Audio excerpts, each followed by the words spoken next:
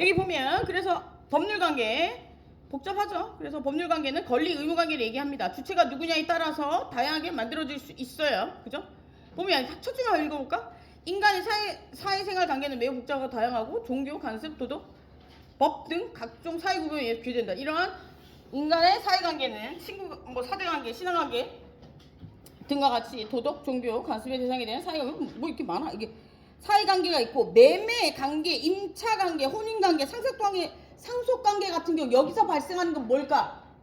매매, 임차, 혼인, 상속관계에 발생하는 건 뭐야? 권리 의무관계가 발생하는 거야. 예를 들어 매매에서는 매도인의 권리 의무관계, 매수인의 권리 의무관계. 이거는 공적인 거야, 사적인 거야? 사적인 권리 의무관계야. 그지? 개인이 했어. 개인적 의무, 개인적 사건 이렇게 되는 거고. 예를 들어서 이 거래가 국가기관과 국민 사이에 일어났어. 그러면 국가적 사건, 국가적 의무가 계획되는 거야. 이해됐죠? 근데 그게 의미가 없다고. 누가 했냐는 상관없다고. 이해됐죠? 일반적으로 거래, 매매나 이런 거래를 하는 건 그게 국가든 국가가 아니든 개인이든 개인이 아니든 상관없다고. 시장에서 적용되는 논리잖아. 그러니까 상관없어요. 그래서 그런 것들이 나옵니다. 권리 의무관계 싹 다 나옵니다. 넘어가자. 여기 봐, 주저주저 이상한 얘기 많이 나오는데 보면 넘어갑시다. 권리는 보자. 권리란 특정한 이익을 누리게 하기 위해서 법에 의해서 특정인에게 주어진 법률상의 힘이라고 돼 있어. 그죠? 법률상의 힘이라는 얘기는 뭐야? 법으로 보호된 힘이란 얘기야. 완전 쉽지? 이제 이해되지? 법률상의 힘이라는 건 뭐냐면 법으로 보호되는 거란 거야. 내가 법률상에 내 재산에 대한 힘이 있다는 얘기는 뭐냐면 내가 내 재산권을 주장할 수 있다 이게. 그러면 즉 이건 뒤로 얘기하면 다른 사람은 그걸 주장할 수 없다는 거야. 만약에 주장을 하게 되면 어떻게 되는가? 문제가 되는 거지. 그래서 우리가 권리를 가졌다는 얘기는 뭐냐면 내 거라고 이야기할 수 있고 첫 번째. 두 번째, 다른 사람이 이걸 내 거라고 얘기하면 아니면 아무 얘기도 안 하고 쓰면 소송을 할 수 있는 거야. 권리를 찾기 위해서. 이해됐죠? 그래서 우리가 법에서 권리를 가졌다는 얘기는 뭐냐면 법률상 보호되는 이익을 누릴 수 있다니 권리를 가질 수 있고 그리고 소송의 당사자가 될 수 있다 이렇게 얘기해. 권리를 가지는 건 당연히 법에서 이건 보호된다. 국민에게 이 보호된다고 나와 있는 거고 만약에 그게 보호되지 않았을 때는 나라에 소송을 걸면 보호해 주겠다는 거야. 그래서 소송의 당사자가 될 수 있다 이렇게 얘기해. 두 가지. 어려운 얘기들이 너무 많이 나와. 그래서 여기서 보면 이거 보면 권리는 특정한 이익으로 된다. 이거 필요 없어 이런 거. 권리와 반사적 이익이 나오지. 권리는 법으로 보호되는 이익을 권리라고 해. 그리고 반사적 이익은 법으로 보호되지 않는 이익을 반사적 이익이라고 해요. 그러니까 반사적 이익은 저번에 얘기했죠. 내가 의무를 행하지 않았는데 옆에 있다가 그냥 뭐랬어? 이익을 받은 거야. 그래서 반사돼서 이익을 받았다고. 진짜야. 반사적 이익이야. 얻어 걸린 거지. 내가 수자원 보호구역 내에서 살아. 그럼 물이 깨끗하다 안 깨끗할까? 깨끗해. 그런데 어느 날 거기가 개발돼서 그게 없어졌어.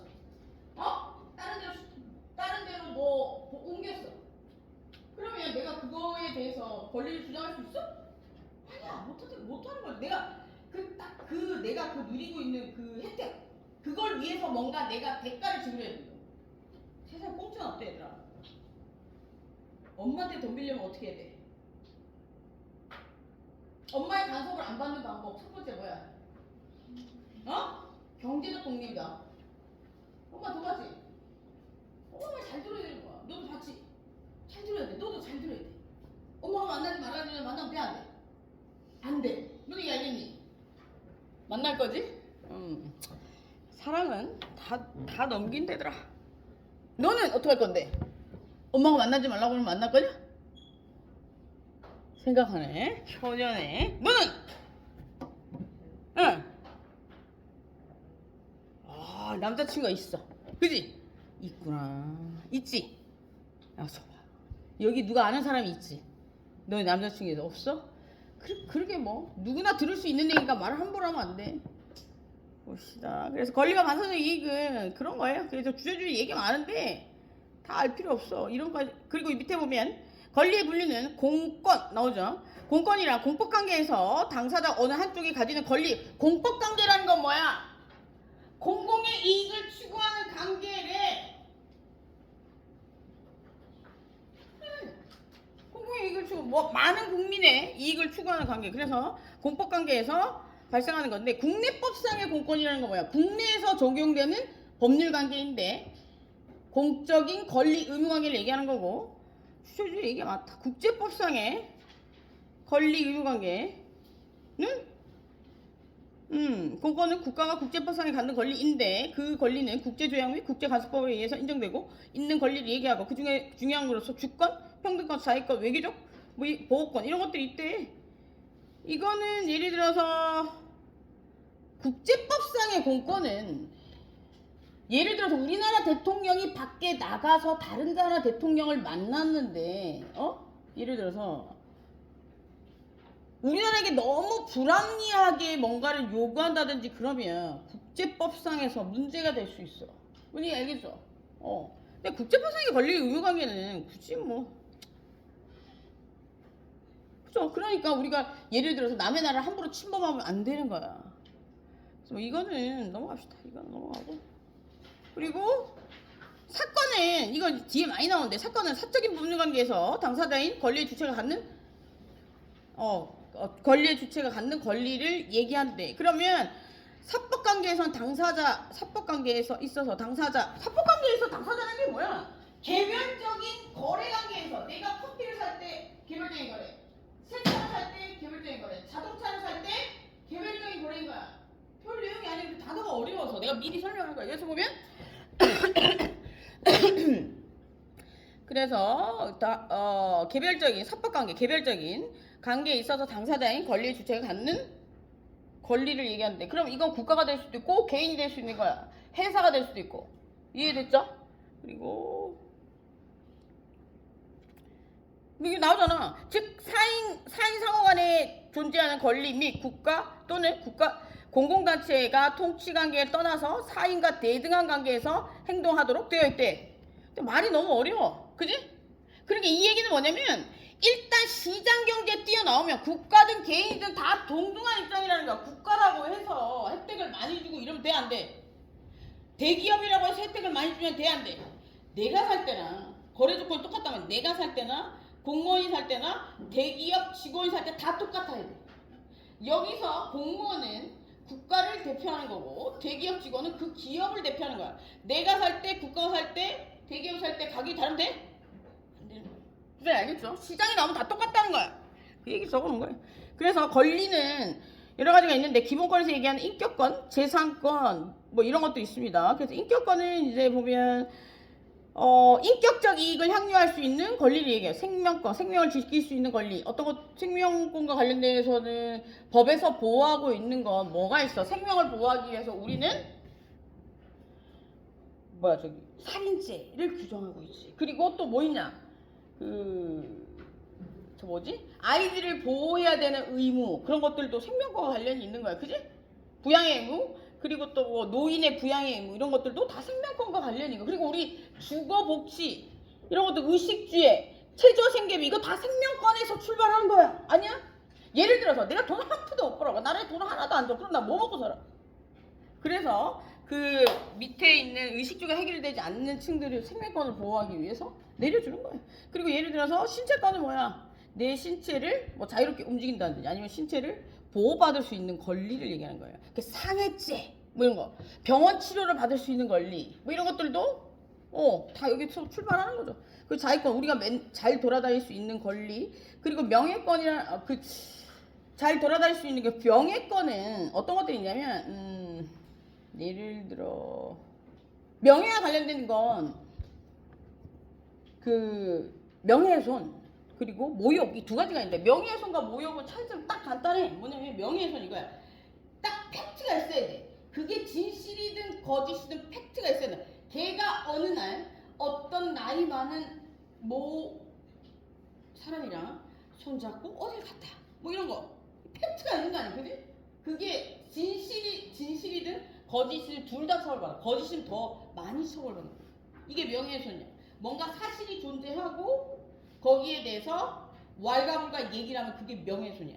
모욕은 뭐냐면 돼지 같은 게 못생겨 찐따 같은 게 냄새나는 쟤 덤나 하나인데 뭐 이런 거 놀리는 거, 조롱하는 거, 이게 모욕입니다. 그래서 우리가 통상적으로 인터넷에서 쓰는 학교 폭력에 쓰는 많은 것들이 다 명예훼손 모욕이에요. 다 포함돼.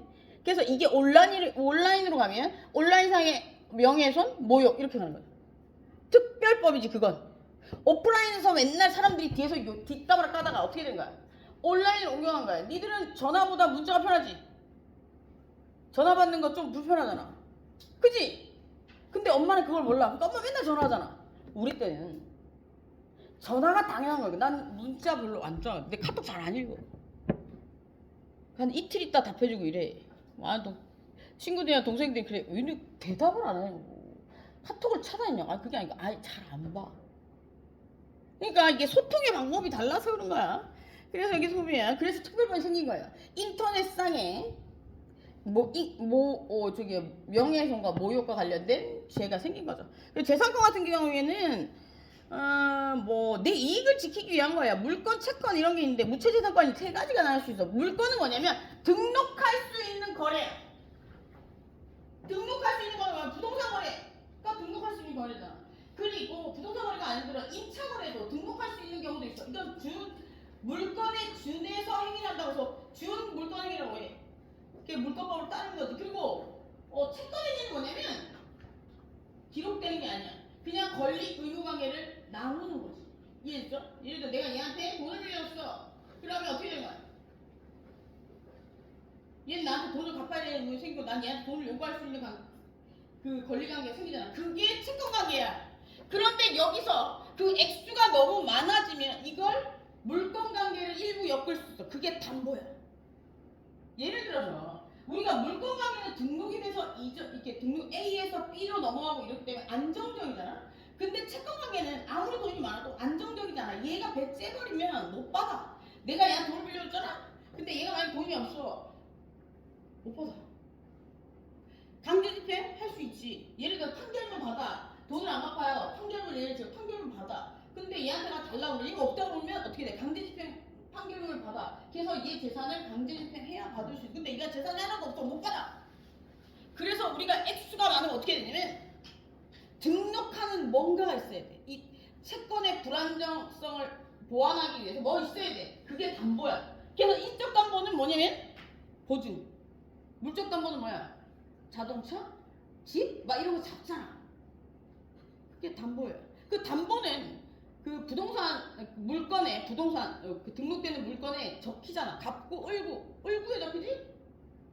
갑구는 뭐냐면 등기부등본을 보면 갑구는 저거야. 권리관계가 어떻게 이전했다. A에게서 B로 넘어가고 B에게서 C로 넘어가 이런 것들이 있지. 그런 것들이 적혀 있는 거야. 그리고 현재 주인이 누군지, 그리고 대지의 면적이 얼마인지, 건물의 면적이 얼마인지 이런 것들이 쭉 나와 있는 거고. 을구는 뭐냐면 이걸 그 가격이 막 1억이었어. 그럼 1억의 가격을 가지고 채권으로 묶어놓은 애들이 있단 말이야. 그 묶어놓은 애들 을구에 적어놓은 거 잘 보고 사야 돼. 우리가 부동산 거래를 할 때 중개사들이 잘 하시겠지만 부동산 거래를 할 때 기본은 도장 찍기 직전에 등기소에 들어가서 등기부등본을 떼보는 거야. 등기부등본 어디 갔을 때? 휴대폰으로 뗄 수 있어. 등기소. 그리고 이 물권행위는 물건의 일정한 물건을 직접 지배해서 이익을 얻는 배타적 권리. 여러분들 이게 도대체 무슨 얘기지? 배타적 권리라는 건 뭐냐면 배타적, 타인을 배척한다는 건 나만 쓸 수 있다는 거야. 그래서 이거 같은 경우에는 배타적 권리라는 얘기는 법에서 등록되어 있다는 얘기거든. 배타적 권리는 나만 쓰려면 그게 내 이름으로 딱 박혀 있어야 된다. 그게 배타적 권리야. 근데 이걸 얘기 안 해주면 이해하겠냐고 내 말이. 그래서 여기서 보면 물건을 직접 지배한다는 것은 채권과 같이 타인의 적극적인 행위를 필요하지 않고 직접 물건에 대해서 지배를 미치는 건 아니며, 그러니까 배타적 권리는 법에서 보호하는 이익이다. 그래서 등록되어 있는 이익을 얘기하는 거야. 그래서 여기서 보면 채권은 특정인이 특정인에게 일정한 행위를 청구할 수 있는 걸 얘기해요. 그래서 일정한 사람이 일정해. 채권자, 채무자. 그래서 채권자, 채무자 사이는 돈만 왔다 갔다 하는 건 아니야. 서비스가 왔다 갔다 할 수도 있어. 물건이 왔다 갔다 할 수도 있어요. 이해되죠? 그래서 그걸 급부라고 해. 왔다 갔다 하는 거. 동사이 될 수도 있고 다른 게 될 수도 있어. 그리고 이제 다음으로 나오는 게 무체재산인데, 무체재산 같은 경우에는 우리가 이 뒤에 민법에 나오는데 물건, 채권, 무체재산 이렇게 나오는데, 이게 법률행위를 할 때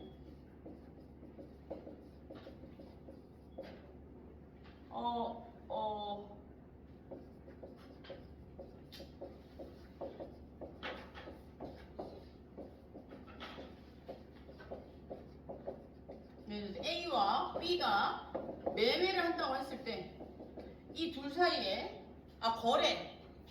거래를 한다고 했을 때 이 둘 사이에 물건 행위가 일어날 수도 있고 채권 행위가 일어날 수도 있고 무체재산권 행위가 일어날 수도 있어. 여기에 왔다 갔다 하는 게 1번 물건이면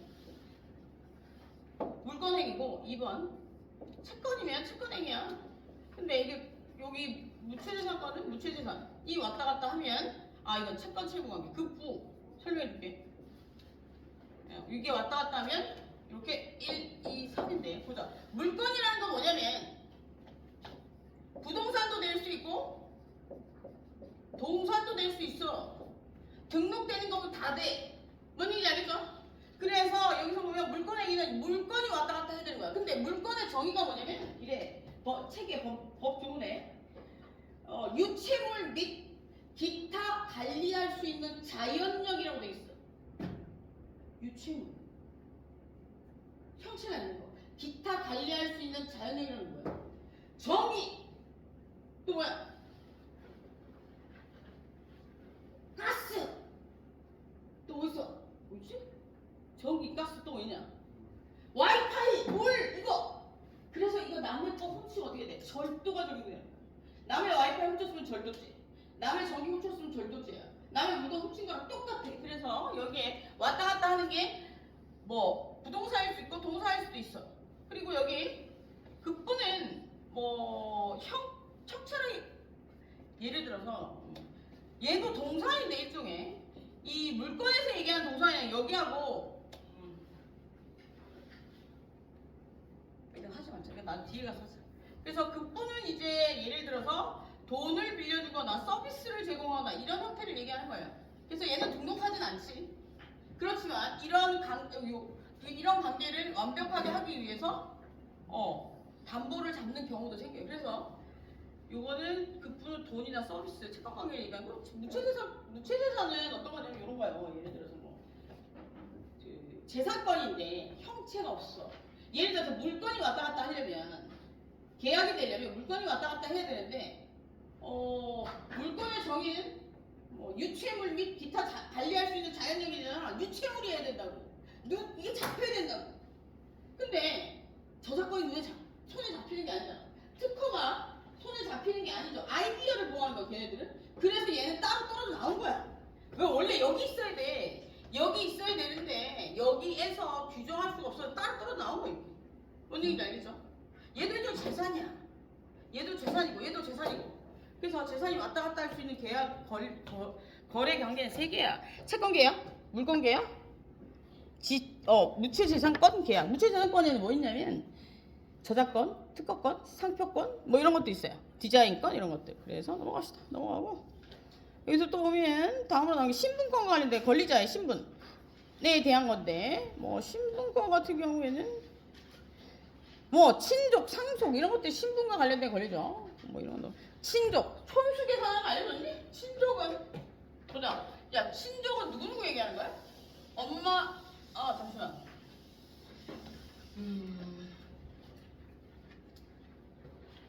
엄마랑 아빠랑 나랑 친족이야? 그러면 내가 결혼했어. 그러면 내 배우자의 엄마 아빠랑 나랑 친족이야? 봅시다. 친족은 두 가지로 나뉘는데 혈족 관계, 혈족 그리고 인척 관계 두 개로 나뉘어요. 혈족 관계는 피가 섞여 있네. 피가 섞여 있대. 인척 관계 등록해서 권리가 엮이는 관계. 그러면 가족이 법에 등록해서 엮이는 건 뭐가 있을까? 결혼, 입양. 이해됐죠? 결혼, 입양이 여기에 들어가는 거예요. 그래서 인적관계는 법률적인 관계로 결혼이나 입양이나 이런 것들이 있을 수 있겠죠. 그래서 여기 혈족관계는 촌수계화할 줄 알죠? 엄마랑 아빠랑 몇 촌? 엄마랑 뒤가 좀 엄마 아빠 몇 촌이야? 좀 이따 보내줄게. 몇 촌이야? 가까이 보니까 좋아? 엄마 아빠 몇 촌이야? 그러면 너랑 엄마 아빠는 몇 촌이야? 이거 다른 애들 볼게. 야, 엄마랑 나랑 몇 촌이냐? 엄마랑 책 어디 갔어? 책 어디 갔어? 책? 그래? 엄마랑 나랑 몇 촌이야? 나중에 어떻게 줄게? 아니, 니 들어갈 때. 뭐야, 몇 촌이야? 엄마랑 나랑 몇 촌이야? 엄마랑 나랑 몇 촌이야? 그러면 동생이랑 나랑 몇 촌이야? 이렇게? 동생이랑 나랑 몇 촌이야? 안 물어볼게요. 봅시다. 가르쳐줄게. 아무도 안 가르쳐줬지. 이거 내가 대학생들은 다 아는 줄 알았어. 근데 어느 날 물어보니까 모르더라고. 간단해요. 얘들 A랑 B랑 결혼하면 촌수 없어요. 이해돼요? 그래서 부부는 헤어진 남이야. 아무런 연관관계 없어지는 거 남이야. 그냥 남. 근데 부모님이 헤어졌다고 해서 내가 부모님이 받을 수 있는 게 사라지나? 아니잖아. 그래서 여기는 분명히 촌수가 있을 거야. 여기는 0촌. 그리고 여기 자녀를 놓잖아? 그러면 자녀 1, 2, 3이 있었어. 그럼 여기는 1촌이야. 이해됐어요? 그리고 이거는 형제 자매는 2촌이에요. 그래서 뭘까? 여기 아버지의 남자 형제가 있어. 그러면 어떻게 돼? 1 더하기 1 몇 촌이야? 2촌이잖아. 그래서 남자 형제 뭐라 그래? 아빠의 남자 형제 뭐라 그러냐? 그래! 삼촌, 그래, 그게 삼촌이야. 외가 쪽이라고 해서 외삼촌이고, 이모, 고모는 어떤 의미냐면, 그러니까 그거 크게 따지면, 큰아버지도 삼촌이라는 거지. 삼촌 관계야. 무슨 얘기 알죠? 큰아빠랑 같이. 그래서 우리가 부계 중심이기 때문에, 혈족 관계를 얘기할 때도 부계 중심으로 해서 명칭이 정해진 거야. 그러니까 엄마는 이제 또 다른 엄마, 뭐 이런 뜻이거든. 이모, 고모 이런 거. 응? 그래서 여기서 보면 이렇게 계산하면 됩니다. 이렇게 밑으로 내려오면 1, 옆으로 가면 2. 그래서 5촌, 4촌. 그러면 3촌이 자녀를 낳았어. 자녀와 나는 몇 촌이야? 3촌 자녀와 나는 몇 촌이야? 네 동생 있어? 형 있어? 형이 결혼해서 애를 낳았어. 네가 결혼해서 애를 낳았어. 그럼 그 둘 사이 몇 촌이야? 4촌이잖아. 저렇게 계산해 4촌이. 이해됐죠? 이거 분명히 나중에 애기들이 여러분들 애기들 자랐을 때는 별로 이런 게 중요하지 않겠지만 물어볼 수도 있어. 그럼 AI 찾아보라 그럴까? 부모 가업 빠지게? 이 정도는 외워두자. 내려가면 1, 옆으로 가면 2. 다 맞아. 딱 그거고 남자 여자를 결혼해서 인척이거든? 인척이고 혼인신고 인척으로 묶이면 0촌이야. 이해됐죠? 0촌, 0. 그렇습니다. 그래서 이런 것들이 나오고 보자. 뭐 다른 거 있나? 신분권 그리고 사원권. 사원권은 이제 단체 내에서 일어날 수 있는 거예요. 그래서 그리고 넘어가자. 권리 작용 이거 지배권 넘어가자. 절대권 상대권 넘어가자. 이건 몰라도 돼. 이런 거 다 넘어가고 쓸데없는 게 이렇게 많아. 사회권은 뭐냐면 사회법상에 인정되는 권리를 얘기하는 거예요. 사회법 있었지. 사회법은 뭐야? 사회복지를 위한 법이야. 그지? 그런데 이 사회복지를 위한 법도 두 가지로 나뉜다고 그랬어. 일반적인 사회복지와 관련된 법은 뭐야? 모든 국민에게 보장해주는 뭐가 있었어? 사회복지제도 1. 건강보험 2. 국민연금 3. 뭐야?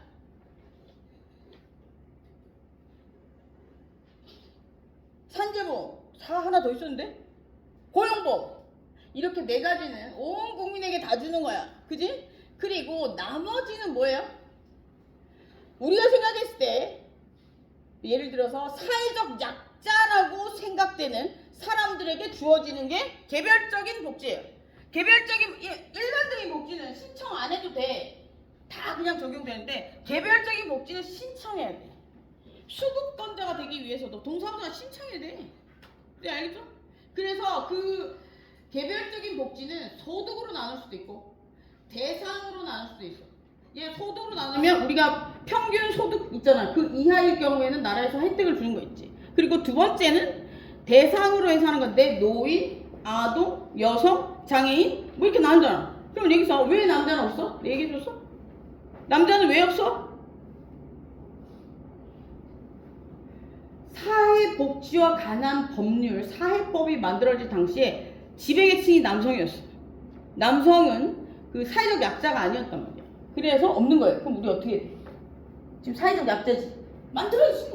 똑똑해서 만들란 말이야. 알았지? 사회적 약자. 사회과는 그런 것들입니다. 넘어가자. 그리고 권리 행사와 그 한계. 권리 행사는 넘어가자. 넘어가고. 신의성실이 뒤에 다 나오니까 넘어가. 의무도 보면 예를 들어 권리를 행했을 때 의무라고 하면 일정한 행위를 해야 할 또는 하지 말아야 될 법률상의 구속을 얘기한대. 법에서 해야 되거나 하지 말아야 될 뭔가가 있대. 이걸 얘기한대. 야, 해야 되는 거 예를 들어서 뭐 돈을 낸다든지 아니면 물건을 준다 이런 것들이고 하지 말아야 되는 건 뭘까? 사람을 때린다든지 아이를 힘들게 한다 이런 것들을 하면 안 된다는 거야. 그래서 그런 것들은 의무. 넘어가자. 그리고 공의무 이거 다 했잖아. 공의무, 사의무. 사회법상의 의무는 따로 떨어지는 거야. 공권 사건에서 따로 떨어져 있는 거야. 사회법상의 법률 관계는 따로 떨어진다고. 그래서 넘어가고. 자기 부작위는 뭐냐면 자기는 뭔가 하는 거야. 부작위는 안 하는 거야. 그래서 세금을 내는 건 자기 행위고, 그리고 부작위는 뭐냐면 사람을 때리지 않는다. 아니야. 부작위는 하지 않는 걸 얘기하는데, 예를 들어서 하지 않을 의무. 잠시만 있어봐. 부작위 의무란 이거 해야 되나? 요거는 자기 의무. 어떤 행위를 해야 되는 거. 그래서 예를 들어서 근로를 제공하거나 금전을 제공해야 되는 의무가 있는 거. 그리고 부작위 같은 경우에는 보자. 여기 하지 말아야 될 의무가 있는 건 여기 예를 들어 보면 토지 소유자가 매연이나 열기체, 액체, 음향, 진동, 기타에 유사한 것에 의해서 이웃 토지에 방해를 하거나 이웃 거주자의 생활을 고통을 주지 아니하도록 적당한 조치를 취할 의무가 있다. 이건 하지 말아야 되는데 이거 좀 이상하게 적어놨네. 이거 하지 마. 이 책이 여기까지고 다음 주에 헌법 할 거야. 그리고 내가 명절 때 보충 강의 올려줄게. 헷갈려하는 친구도 있으니까 쭉 정리해서 올려줄 테니까 또 명절 때 시간 나면 보고 시간 안 나면 안 봐도 되고. 오케이? 조심히 가. 명절 잘 보내고. 엄마 전 뒤집는 거 도와줘라. 알았죠?